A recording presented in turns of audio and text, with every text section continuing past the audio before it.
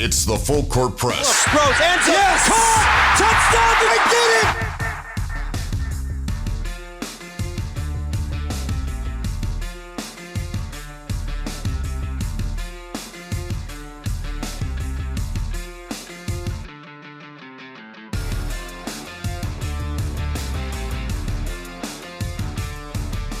it! Good afternoon. Welcome to the Full Court Press. Jason Walker, Eric Frandsen with you here. Thank you for listening. However you may be listening, 106.9 FM, 1390 AM, the 1069thefan.com, the 1069 The Fan mobile app. Tune in. Or afterward, podcast on 1069thefan.com. You can find it there. So thank you for listening.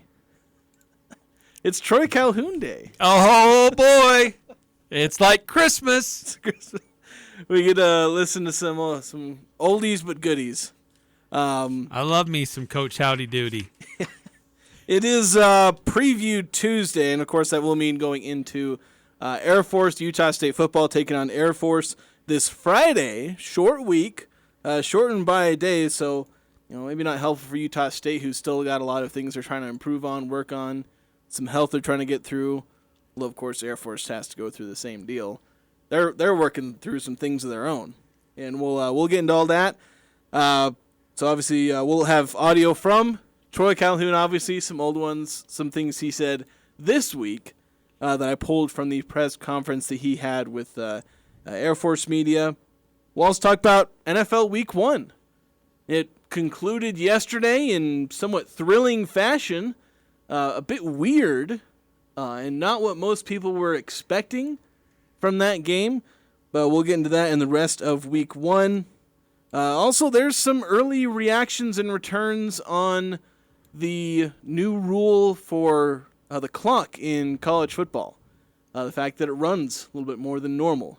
So I think it was Action Network. They ran a poll, and so we have some opinions from college football coaches. Most of them don't care, but some of them don't like it. Yeah, it's a little early yet for most coaches to have an opinion on this. You've only played a few games, and games that most people, either you were going to be favored or you were going to be highly unfavored. For a lot of coaches at this early point of the stages of the season. But as the season goes on, it'll be interesting to see if this poll is conducted again, how those results may change. Yeah, and I think it's also too soon for accurate data in the games. Or at least that's my suspicion, because I went and pulled some data from a couple of different places, because finding bulk data for number of plays run can be tricky. And I didn't even find bulk data for game duration. Couldn't find it at least easily. But it was kind of interesting, the results that I saw from how many plays are being run per team so far in college. Or maybe a lack of difference, so to speak. But we'll get into that a little bit later. If you want to chime into the show, 435-339-0321. That's the text line. Got a couple of texts rolling in already, Eric. Excellent. 5338 says, the New York Jets curse strikes again. Sorry, Jets fans. Looks like you're stuck with Zonk Wilson after all. Boy, I really feel bad for what happened to Aaron Rodgers.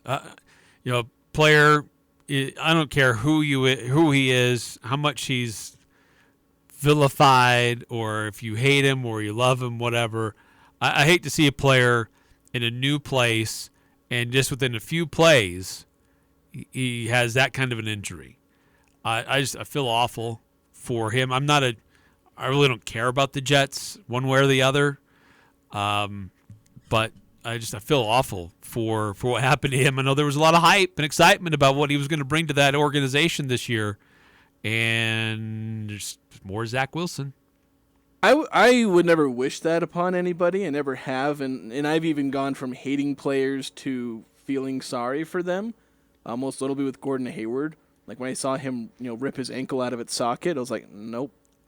Feeling bad, and basically all my hatred for him went away in that instant. Great example. I felt the same way. But the weird thing is I don't know if I can say that about Aaron Rodgers. I've never really hated Aaron Rodgers. I just think he's kind of a prick. And he's incredibly self-centered. Yes. Wants the entire world to revolve around him, while also pretending that he doesn't want it to revolve around him. And so, again, I would never wish this upon anybody. Never have, never will. But I'm not exactly losing sleep over it.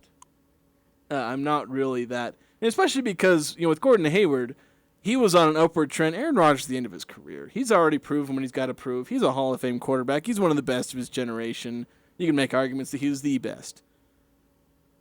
He's losing out on a season with playing with the Jets. This might be a mercy killing for Aaron Rodgers. Not having to play for the Jets.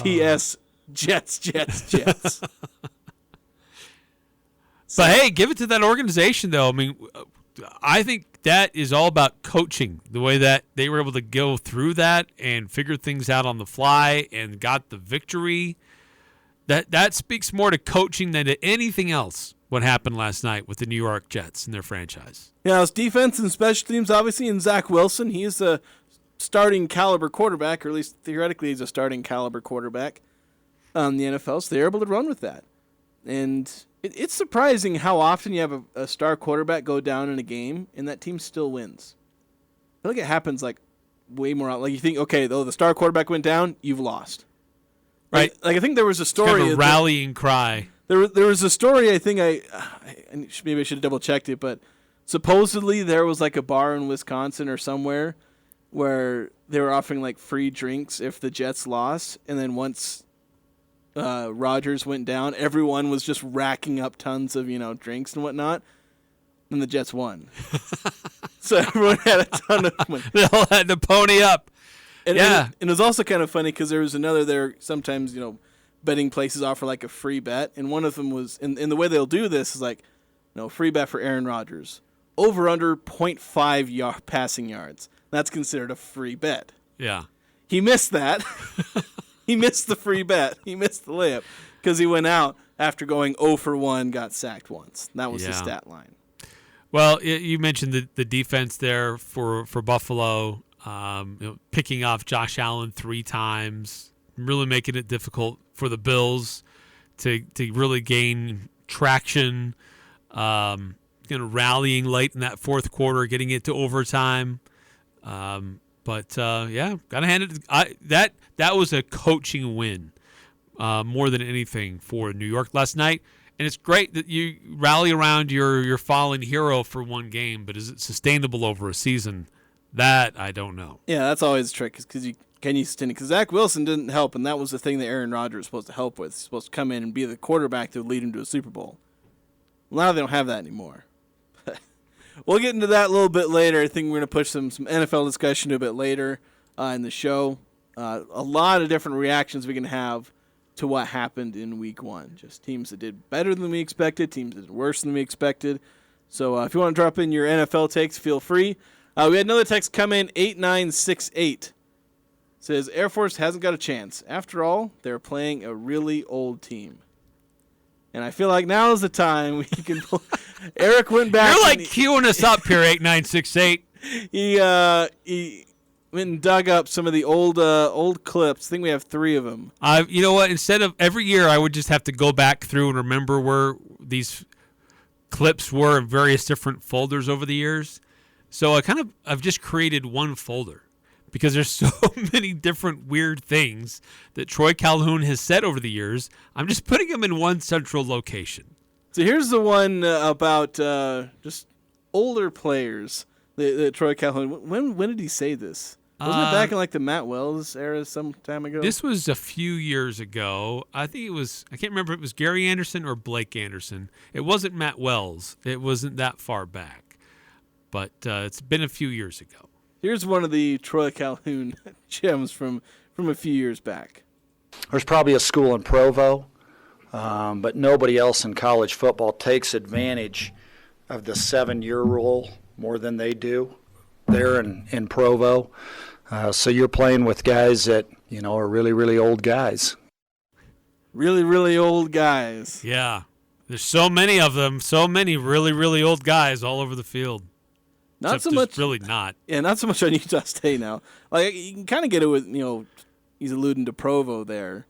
I mean, there are a few Aggies who have been here at Utah State, and they are on their 6th year. Yeah, they've gone through 4 different head coaches.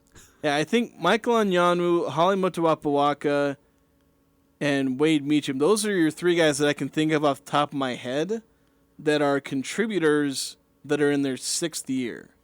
I think Cooper Jones might be in his 6th year, but he's not really playing much of a role. He's like 4th string running back, backup punt returner. And maybe there's somebody else I'm missing, but those are like your 3 contributors there that are, 6 years. They date back to 2018. They remember playing with Jordan Love, who's now starting for the Green Bay Packers. Yes. It's very. So there are a few of those old guys, but they're not all over the roster as Troy Calhoun would try to make us believe. Yeah, and to be honest, Utah State's a lot younger than maybe they normally are. Their development, and they try to, sometimes the first, consistent action some of these players will get is like a junior or senior. There's sophomores and freshmen all over the place. See, here's the thing about Troy Calhoun. Here's a guy who coaches in a sport that has rules that apply to everybody, but he really likes to gripe about rules that he doesn't believe really apply to him, and think that there's these unfair rules out there. And he's got a couple of restrictions that are a little and he tricky does. for him. Yeah, he coaches at a service academy, which has its different set of challenges. It is unique. But rather than just accept that and move on, he has to take time and complain about it and let everybody know how unique and different he is. It's like, we get it. We know. But he's got to spend time in his press conference to complain about it. Yeah, but everyone wants to feel special. In a way, he is special. He is special. But yes. You don't really get to complain when you choose to stay at a job. Right. He's had opportunities to go somewhere else, do something different. But he's been there, 17 years? Yeah, it's been a while. He's going Long going up on 2 decades. And Air Force is a good team. That's why it's going to be a tough matchup for the Aggies, coming up this Friday. Just because, especially the last few years, where Air Force has consistently been 8, 9, 10-plus wins. Every year, great defenses, consistently good offenses. Although this is going to be interesting because for a few years, they were playing with a couple of, offensive stars in Zeke Daniels and Brad Roberts. Those 2 players aren't there anymore. Yeah, that's kind of been you could get in trouble if you just think, look, Air Force has their system, and they just plug in different players, but it's the system that works. You look at other colleges and universities and football programs, they have their systems and their styles, but really there's dynamic players that can highlight some of the aspects of that system and really make it challenging for opponents. It's easy to just look at Air Force and say, let's look at their style, and that's just so unique and so different. That's what makes it challenging and tough. But there have been years where they have had dynamic players that in that system and in that style, they can really excel and be really tough. And Utah State's learned that the hard way with some guys who've had some big explosive games against them. They had a game a few years ago where the starting quarterback for Air Force got hurt. The backup quarterback got hurt. The third-string quarterback came in and lit up the Aggies. They just could not stop him. Not necessarily because he was some unique diamond in the rough that had just suddenly been uncovered. It's just he was executing the system. This year, this team, I don't know that I see those dynamic players like we've seen in the past, but it's still a very tough system to defend. Yeah, if you've got smart players and good athletes, obviously combined in one, then that's where you can end up with this, they'll be leading the league in rushing. Granted, they're usually up at the top in terms of rushing because that's pretty much all they run. But, with Brad Robertson, with Zeke Daniels, they were smart, and they were athletic, dynamic, as you were saying. And that's a dangerous combination Because if you're smart and you're running the option or the veer or all the different variations of option offenses, then you're able to make those quick decisions that are necessary in the option offense and find the holes. Because if you're on the option offense and if there's one mistake the defense made, it's a positive play. One mistake among 11 players, and you will find, the place you need to be. And if you're smart enough to find that, and if you have the athleticism and skill to take advantage of it, if you have those combination of things, then you're able to obviously be very, very effective. And Air Force has been very, very effective in their offense the last few years. Against Robert Morris earlier this year, 13 different people rushed for positive yards.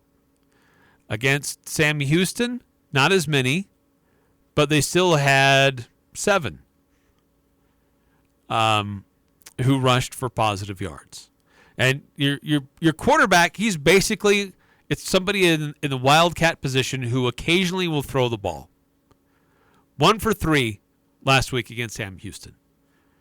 Only threw it a few times against Robert Morris. Just they were big explosive plays. Yeah, one of them was like an 86-yarder, I think. Yeah. Jared Rosnos was the leading and only wide receiver. 2 receptions for 95 yards and a touchdown. Yeah, I don't know how to. Zakar Larrier? I don't actually hear how to say his name. I should probably look that up. I only saw his name. Larrier? Larrier, is that how you say it? You have the pronunciation guide? Yeah, I'm seeing my habit. That's the problem is I look all these players, their names, and I think I know how to say them. And I get to the radio, I'm like, wait a minute. How do you say this dude's name? It's easy when their name's John Lee Eldridge III, but... Larrier. Larrier? Yep, Okay. Zach Larrier. So it's just Zach Larrier. There's an AR at the end. Larrier. Well, it's the one I'm looking at is Zachar. They just call him For Zach. the quarterback? Yeah, their quarterback. Is he only listed as Zach on their roster? Yeah, it's ZAC. Oh, ZAC. Oh, jeez. This is a sports reference. Sometimes they can be off with names. Right. So Zach Larrier, we're going to go with that. Quarterback. Out of Youngstown, Ohio. Youngstown, Ohio. Yeah, so Larry, he's actually their leading rusher, both in number of attempts and in yards, obviously, and a couple of touchdowns, along with obviously being their leading passer at a whopping 109 passing yards and the 1 touchdown. But, that's 18 yards per attempt. So, and that's typically what an Air Force quarterback is going to have. He's going to average 4 passes a play and 18 yards per attempt because you're not expecting it. Right. They get everybody so focused on stopping the dive and the pitch and everything that happens at the line of scrimmage. You got your safeties that cheat up, and they're trying to help, and it's just they lull you to sleep. And because they pound you and make it so tough, and then when you least expect it, they'll just pop one over the top. And if your corners aren't paying attention, then they're going to get exposed, and you'll get an 84-yard touchdown run over the top of you. So we've seen quarterbacks at Air Force that can pass the ball better.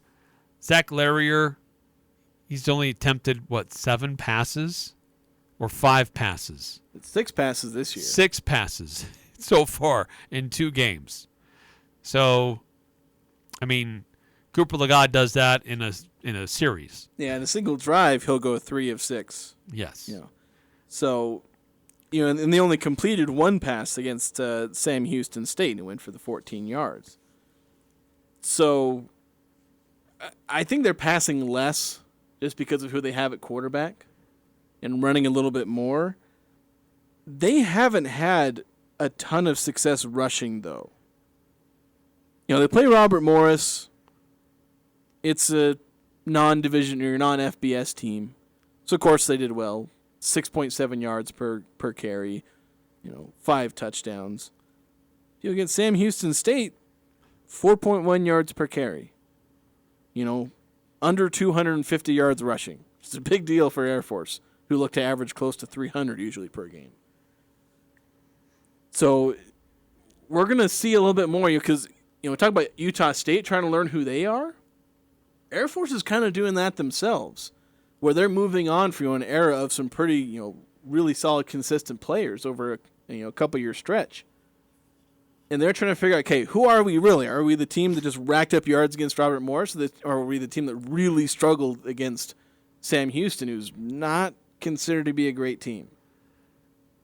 Yeah, no, that's true. And I think that when you look at this Air Force team, I think that's a great point. They're still trying to figure themselves out, too. They've lost some key guys. They haven't faced a semi-decent team yet. And Utah State's going to be their first real challenge. Aggies, they faced a top 25 team on the road and hung in there. I mean, made it competitive, but they still lost by double digits. And then the Aggies blew up an FCS team.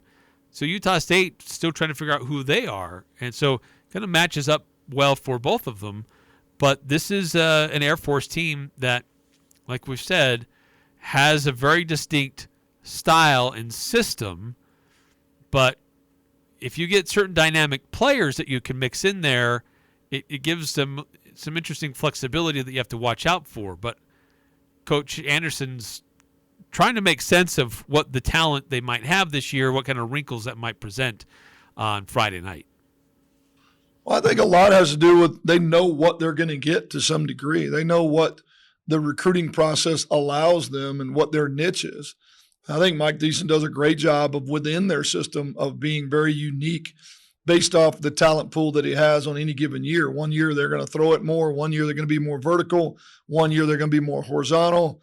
He doesn't just stick to the same, 5 or 6 plays that a lot of traditional triple option teams do. I mean, you're going to have to defend empty. You're going to have to defend gun. You're going to have to defend zone and counter. So it's more versatile, I think, and more diverse than a typical academy triple option look. You just don't know exactly when they plug in a new guy. Did they get more dynamic or did they get more physical? Do they lean more on the triple? Do they lean a little bit more on spread? So I think if you ask Joe, he would tell you, unlike a lot of the academies and triple option teams he's looked at in the past, there's a lot more variety, which makes it extremely difficult to prepare for. But yeah, you're right. Extremely disciplined. They know what they are. They're not afraid to be that team and know that that's their advantage and out execute you. So we're going to have to tackle and match up and make them really frustrated, or they'll stay on the field all day long. Yeah, so option offenses have certainly evolved. They're not it's not just the old wing T or wing formations that you used to see. There's been evolutions to it. Air Force, obviously, they do little wrinkles, things here and there. It is still an option offense, and in that sense, they're still only running, a handful of plays, but they're out of different formations, different personnel, and maybe slightly different options. So you got to be ready for all those wrinkles, or that one wrinkle is going to be a 40-yard play. Right. Yeah. Yeah. So it's a challenge every week, every year when they face Air Force. I think I've always appreciated how Utah State coaches have taken extra time to prepare for Air Force because it is so unique. And Utah State's had some success against Air Force, but there aren't a lot of players on this roster who have been a part of that success. Yeah. That's part of my concern is that they're Blake Anderson's 2-0 against Air Force as coach of Utah State. But you look back over the last few years, the guys who are making plays and helping to lead the team to victory, a lot of those guys are gone. Yeah, it's why we'll talk about this in a bit. There's a curious level of success the Aggies have had against Air Force, given who Air Force is and how good they've been. But yeah, is a 2-game sample size enough? Then the players aren't back. Like it's kind of this puzzle that we're trying to fit together. We do need to take a break. On the other side, we're actually going to change topics for a moment. We're going to reveal the high school prep player of the week. There's some redundancy. The Cache Valley Media Group Boys and Girls Prep Player of the Week. We'll announce those coming up next here on the Full Court Press. And later in the hour, we'll continue this conversation previewing the Utah State Air Force matchups. Don't go away. Got Prep Player of the Week coming up next. Life is hard, so making sure you find that perfect woman is important. You need someone that will be by your side through the good and the bad. Once you have found her, show her that she is special with a beautiful diamond ring from Jerix. Yes, it is all about the romance. At Jerix, you won't find a more intimate setting. Where you purchase the ring might not be as important as who you choose to marry, but it's pretty close. Jerix Fine Jewelry. Make it special. Make it Jerix. When it comes to home care, it's important to know you have a choice. If you or a loved one is in need of hospice or home health services, remember that Primrose Home Care and Hospice believes in treating the patient as well as the problem. We work directly with you and your doctor to create a health plan that's catered to your needs. Our team is devoted to providing options in the freedom and safety of your own home. Visit us at primrosecare.com or call to schedule a free consultation. Primrose Home Care and Hospice, your local hospice and home health provider since 2006. This is Nate Lamson with Valley Office Systems, your home team when local matters. Valley Office Systems is your local provider for all things office, copiers, printers, furniture, and document management. Proudly serving Cache Valley since 2007. Visit valleyofficesystems.com. Labor Day savings are happening now at Daryl's Appliance. This is Jay with Daryl's Appliance. We just got 2 new loads of scratch and dent appliances. Our factory-trained service technicians have tested them and they're ready for your home. For that extra peace of mind, enjoy Daryl's exclusive 2-year parts and labor warranty on all scratch and dent appliances, all backed by Daryl's service and warranty team. Daryl's west on Airport Road, open until 6 p.m. on weekdays, 5 on Saturday. Buy, build, and bank with your local financial experts, Bank of Utah, the 2-time gold medal winning bank for Best of Northern Utah. With locations all over Cache Valley, Tremonton, Brigham City, and the state, Bank of Utah has a branch near you. Bank of Utah offers personal banking, mortgage and commercial lending, trust and investment services at all branches, and mortgage services on 2nd North. Bank of Utah remains committed to helping neighbors flourish because together we are Utah. Find out more at bankofutah.com. Member FDIC, NMLS number 422914. It's the Full Court Press, weekday afternoons from 4 to 6 on Sports Talk Radio, 106.9 FM, 1390 AM. The Fan.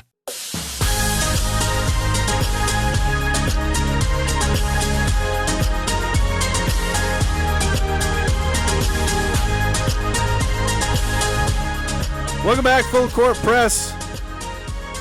Got to reveal the Cache Valley Media Group Boys and Girls Prep Player of the Week honors. The performances last week, covering football, girls soccer, girls volleyball. Those are the sports we're mainly pulling from. And sent some nominations to our voters. They decided who would be the Players of the Week this week. It's presented by McDonald's, the Cache Valley and Box Elder locations. So we'll start with the Girls Player of the Week, the reveal there. And I guess I should start with this. It was super close this week, the voting. With the girls, I had to go to some tiebreakers that I don't normally have to go to. Boys, there were sign. Yeah, boys, there were 3 players that were all right next to each other. There weren't any ties there, but it was super close. So, lot of great players, making up the pool for these Player of the Week, every week. So the Girls Player of the Week, Megan Nielsen of Mountain Crest Girls Soccer. The Mustangs won 7-0 over Bear River. In girls soccer, they only played 1 game last week. All the different teams. And so Mountain Crest, they won 7-0. And Megan Nielsen, funnily enough, didn't score a goal against Bear River, but was a nominee because she had 5 assists. Yeah, that's something that really stood out to me. The scorers often get a lot of the glory and attention for good reason, but I was super impressed with how many assists Megan was involved with. Just in the middle, in the mix of the scoring that happened at so many different times. It's different scorers, but she was the one always getting them set up and in position to score. Yeah, she's an outside back and just being able to deliver those passes to the goal scorers.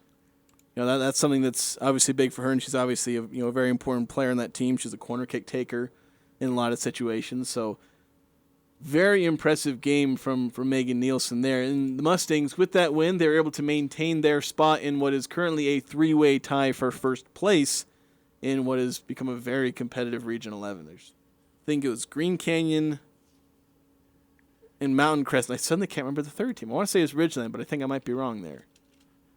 In the RPI? No, in just the standings. Because there's 3 teams that are 4-1. It's Green Canyon, Mountain Crest, and I suddenly spaced who the other team is. I was looking at it just earlier today, but Megan Nielsen obviously helping Mountain Crest stay atop Region 11, or staying in the tight race. The other player of the week, the boys' player of the week, we're staying in Hiram because it's Mountain Crest wide receiver, defensive back Will DeCorver.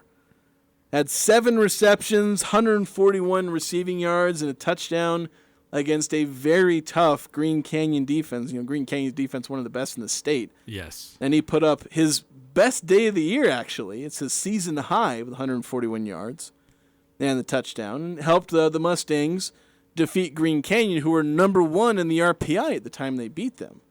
Now, that 14-10 game. So, big game there from Will DeCorver. Yeah, big game from him, helping his team on offense and on defense in a very, very tight game on the road, and really was a major part in getting his team to get launched up into the RPI rankings after that win last Friday. And they jumped from 11th to 4th, was it? Yes. So, and there's 4 teams in the top 4, I believe was 4 Region 11 teams in the top 4, right? Yes, yep. Absolutely crazy. So, there are your Cache Valley Media Group Prep Player of the Week for boys and girls. Say that 10 times fast. It's presented by McDonald's, and a big thank you to the McDonald's for sponsoring this award, also sponsoring our Player of the Game for our football broadcast. So thank you to them for helping to sponsor local high school athletics. Yep, and really big week this week with several teams doing their homecoming festivities. We got homecoming parades on Wednesday, different festivities through the week, and, of course, the games.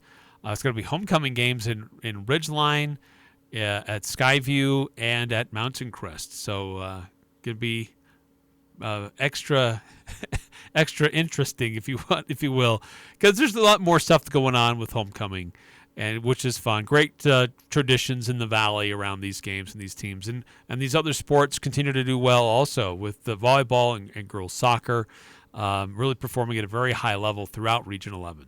And Region 11 has been, we thought, maybe it'd be tougher when you expand 4A, doubling, more than doubling number of teams. In 4A was either Region 11 or Region 10. Well, it's still just Region 11 so far. Nobody else has been as dominant in any one of these sports. So it's pretty remarkable there. Yes, very cool, very fun. So there's our Players of the Week, the Prep Players of the Week. Congratulations to Megan Nielsen, Will DeCorver, and Mountain Crest High School for the first sweep of the season, I believe, for a Player of the Week award. So congrats to them.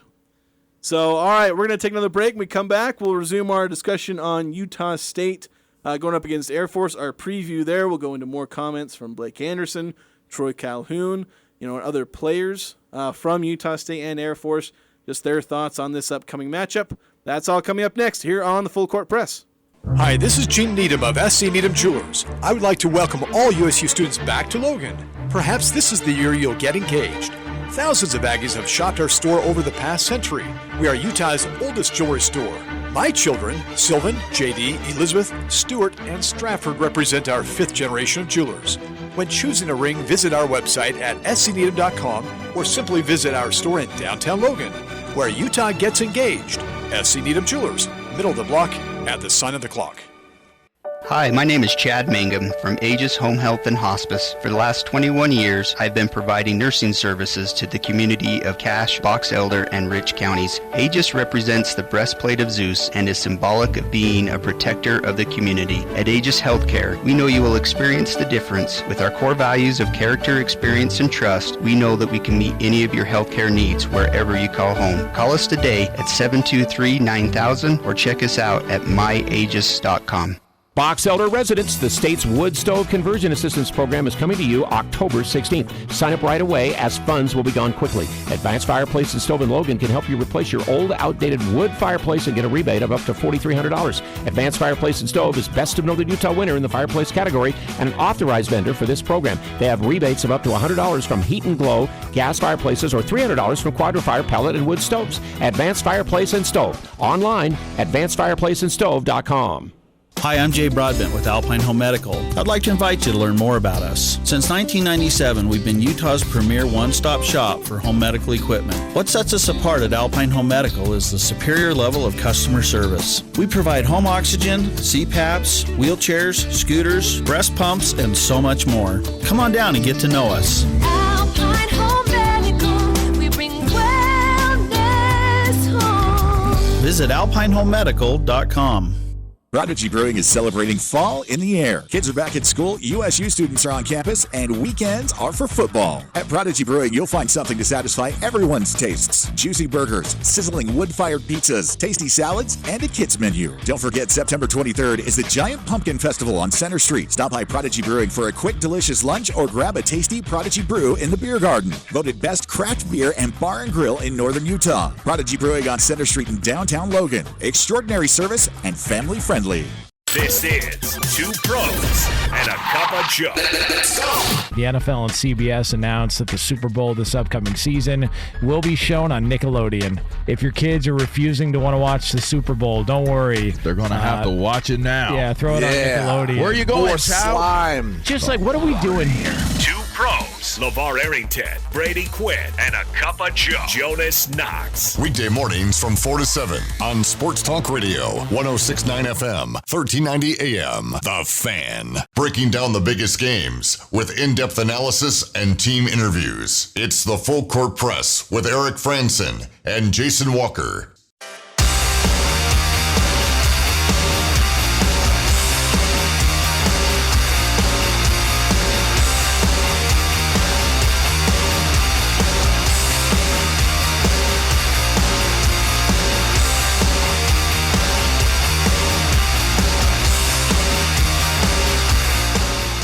Four 435-339-0321. That's the number you can text in to join the show. Have any comments? NFL, Utah State up against Air Force. Any of the other Utah State teams playing right now? Volleyball and soccer. They're both going through, I think soccer lost their games last week. Volleyball dropped a couple of games, although I think they ended the weekend on a win. They're going through it with their very tough schedules, but performing well against tough schedules.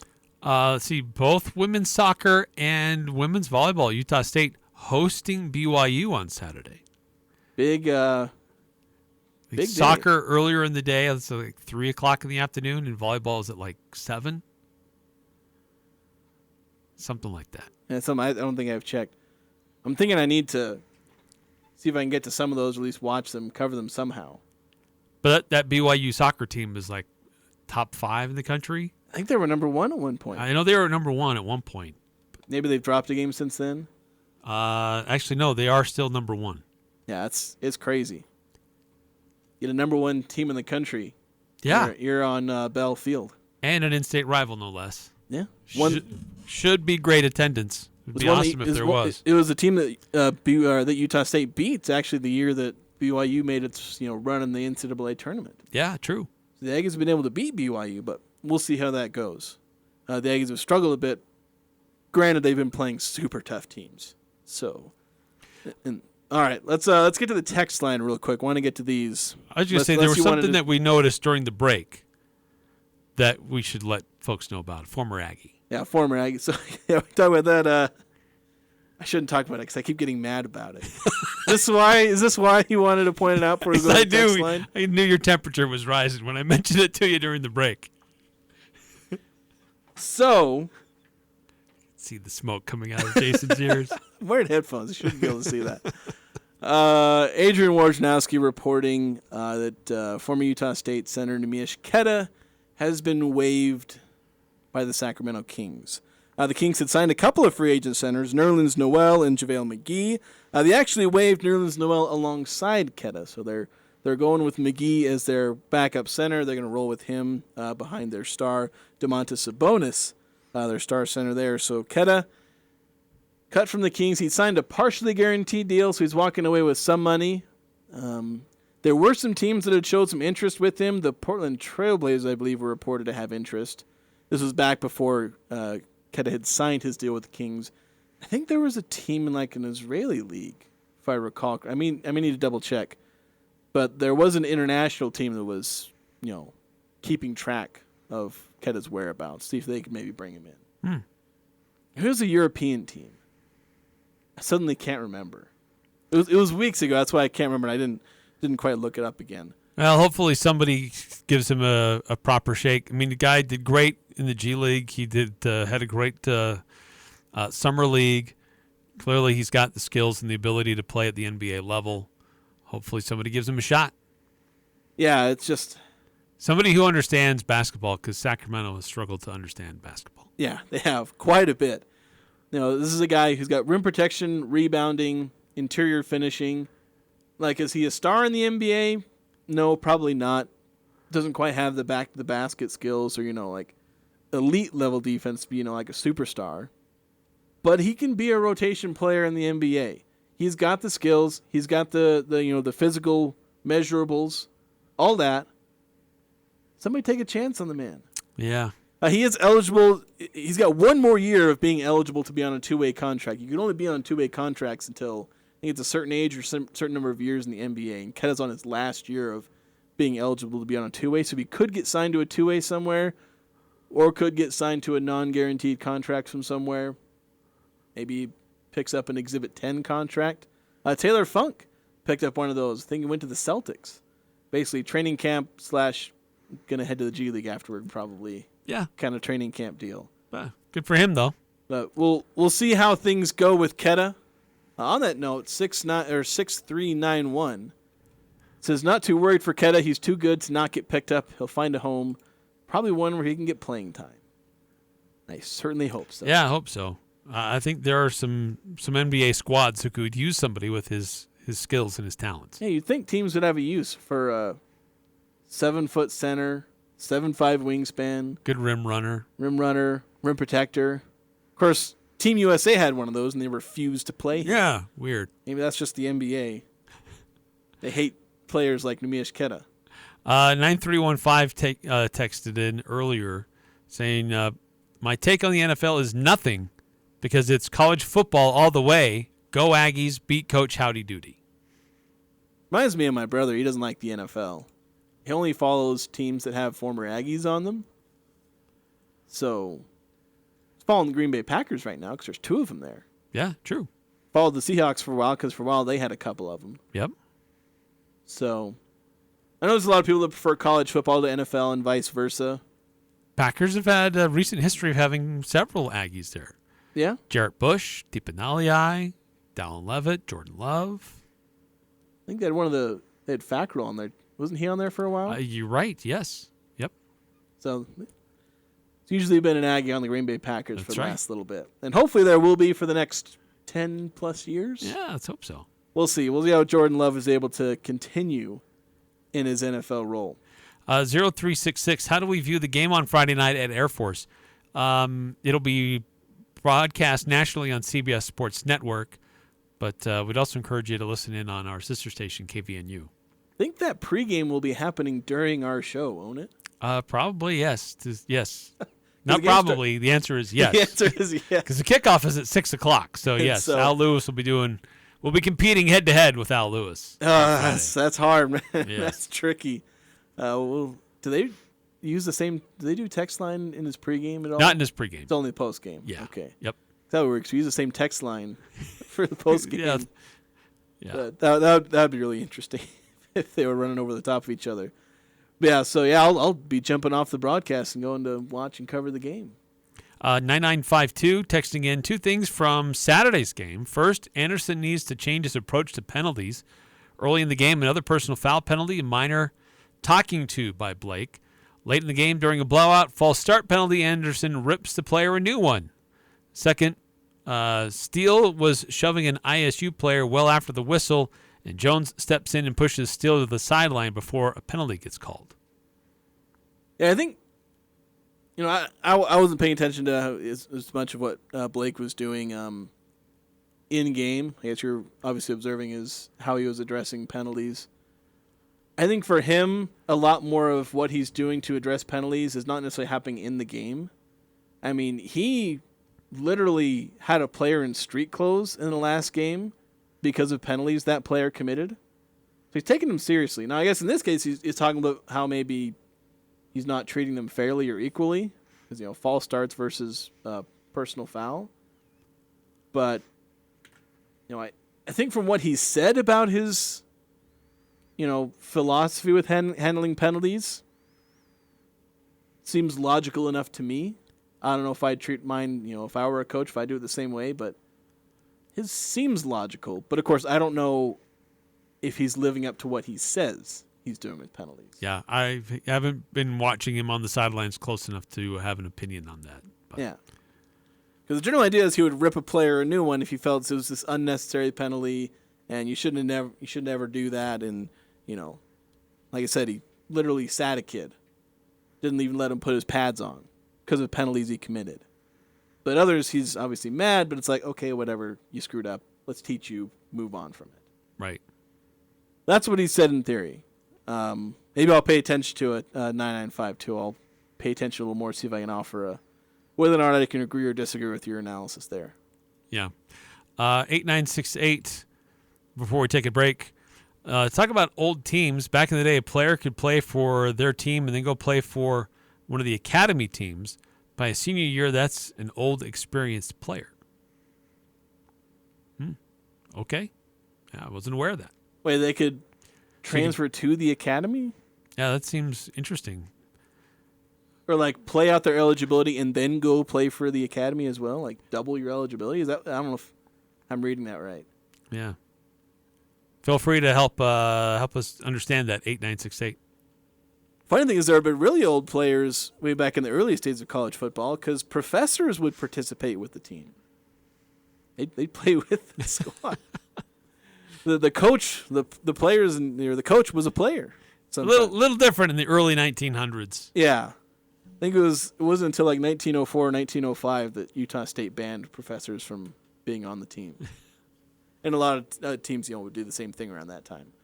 We do need to take a break when we come back. We've got a few more texts rolling in, so we'll do that. And also, do you have a stat that blew your mind or player of the week? Oh, I don't. Ooh, I have one. Maybe I can give mine. All right.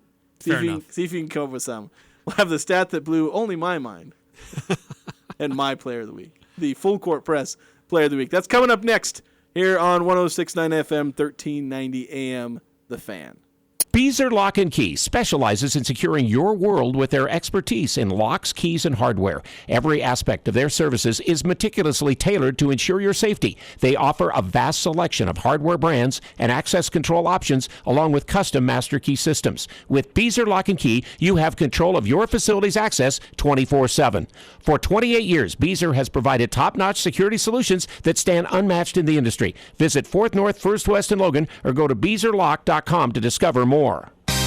Nearly 21 years ago, Cafe Sabor opened their doors in historic Logan train station. With the help of hundreds of amazing employees and patronage of thousands of wonderful customers, Cafe Sabor is proud to have been voted 3 years in a row Cache Valley's favorite Mexican restaurant in the Best of Northern Utah contest. Follow Cafe Sabor on social media for giveaways and promotions. Search Cafe Sabor for a restaurant near you. Thank you, Cache Valley, from your friends at Cafe Sabor. Make it 3 years in a row. Advanced Heating and AC is honored to be named gold medalist for the Best of Northern Utah in the AC HVAC category. They thank you for your support and vote of confidence in their company. You have many choices when it comes to your home's heating and air conditioning system. Make sure you choose the gold medal winning company, Advanced Heating and AC. Call 752-7272 or stop by their showroom west of DI. Online at advancedheating-ac.com.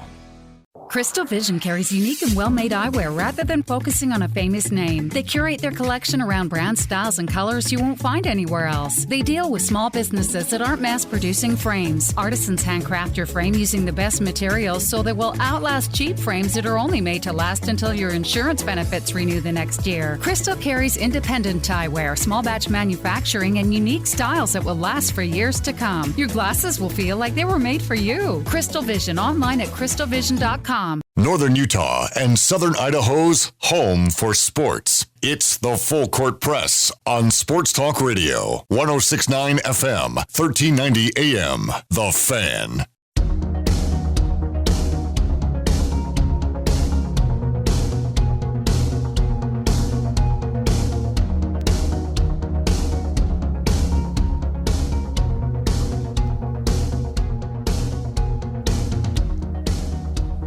Semi-annual Napa Gold filter sales going on now. It's started September 1st, goes through the 15th. Can't beat Napa prices on diesel oils. They have more truckloads on the way.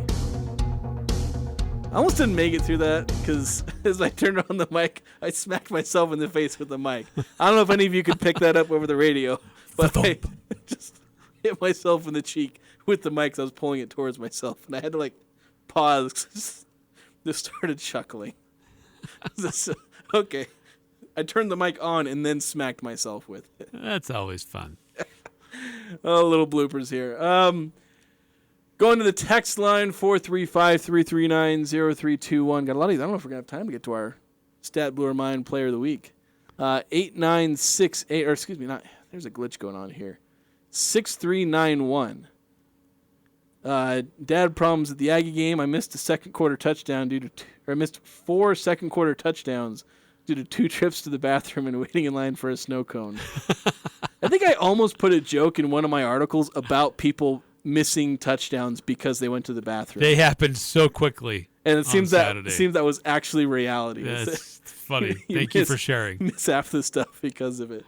I'm sorry you missed those. I missed 1 touchdown because I had to leave the press box early. 3486. Just tuned in, so not sure if it's been talked about, but Woj tweeted that Queta was cut by the Kings. Yes, we did talk about it. I think just before you yeah, you just barely missed the conversation there. So yeah, it's a bummer, but partially guaranteed contract, so he'll get some money, but hopefully somebody else picks him up and gives him a legitimate shot. Yeah, that's the real thing to worry about. Is somebody going to pick him up? Somebody going to pick him up? He's eligible for a 2-way, but I think a lot of 2-way slots are filled at this point. He'll find a training camp spot somewhere. Somebody's going to pull him into their training camp. Question is, are they going to do it on an Exhibit 10 deal, which is basically a one-way ticket to the G League, or is it going to be an actual deal? Don't forget, Utah Jazz, they made some deals last year about this time, early, mid-September, as they were reshaping their roster. I mean, there's still some teams out there that, at least a few stars, that want to be moved, and there hasn't been movement yet. So there's still going to be some shaking up in the NBA. I think the Jazz filled up their training camp roster, though. Yeah, for Utah, I think they're set. But I think there are other teams that may still be shopping or moving some stars around. Or at least the stars want to be moved. I don't know if the teams are actually going to execute that or not. There's been a few signings in waivings here and there the last few days. I mean, this one of them. So we'll see if Queta catches on somewhere. 9-5 texting in says, Friday is the only time I switch from you guys to Al. Hey, that's fair. I can live with that. That's fair. I can live with that. 8968, clarifying one of his earlier texts, says, so I'm sorry I didn't clarify that well. I'm not sure how long ago, but players could play for their college team and then play for an academy team, naturally joining that branch of the service. Huh. So interesting. Yeah, that is kind of interesting. Yeah. Now it's almost kind of like it's like harder to transfer to Air Force. Yeah. And you have to transfer out early from Air Force if you want to. I think after a couple of years, you're kind of stuck there. Right. There's just a whole other level of commitment that you have to sign on to when you go there. It's a big deal. Not just about education and playing sports. It's about being in the armed forces. Yes. Which is obviously a huge commitment for a lot of young men. Yes. I want to finish up the hour. I'll just go ahead and award. I kind of already told what the stat that blew my mind was, because it literally blew my mind. And that was Terrell Vaughn with 6:35 left in the second quarter, had 10 receptions. It just literally blew my mind. I was like, what on earth are you talking about? There's no way he has 10 receptions. But he did. He did. So I discovered a stat that blew my mind. All right, let's hear it. The last time Nick Saban had a double-digit home loss as a college football head coach, 7,273 days ago. It was in 2003 when Florida defeated LSU 19-7. Dang. It's a lot of days. That is a lot of days, but we'll see if Nick Saban, I think if there's any overreactions to him, his demise as a football coach. Those are probably going to be overreactions for now. For now. Maybe it'll happen. But that's going to do it for us in the first hour. We're going to be back second hour, talk more Aggies, a little more NFL, and always welcome to your text. I'm Dan Patrick, and this is Above the Noise. The New York Jets have the making of a championship-caliber roster, but every roster has its flaws, and unfortunately, those flaws were on full display last night. The Monday night matchup was supposed to be a battle of two elite quarterbacks, but after just a couple of plays, Aaron Rodgers suffered what appears to be a season-ending Achilles injury. But this is a risk the Jets were willing to take. The team knew the offensive line was an issue. New York is starting an inconsistent Mekhi Becton and 38-year-old Dwayne Brown at the tackle positions. Not to mention, Rodgers turns 40 in December. That's not the best combination when looking to secure your veteran quarterback. New York dumped a tremendous amount of assets into a supporting cast for the four-time MVP. The team acquired Dalvin Cook, Alan Lazard, even brought in Randall Cobb. But without a reliable offensive line, the Jets' biggest question mark may have ended the team's season before it really had a chance to begin. I'm Dan Patrick, and this is Above the Noise.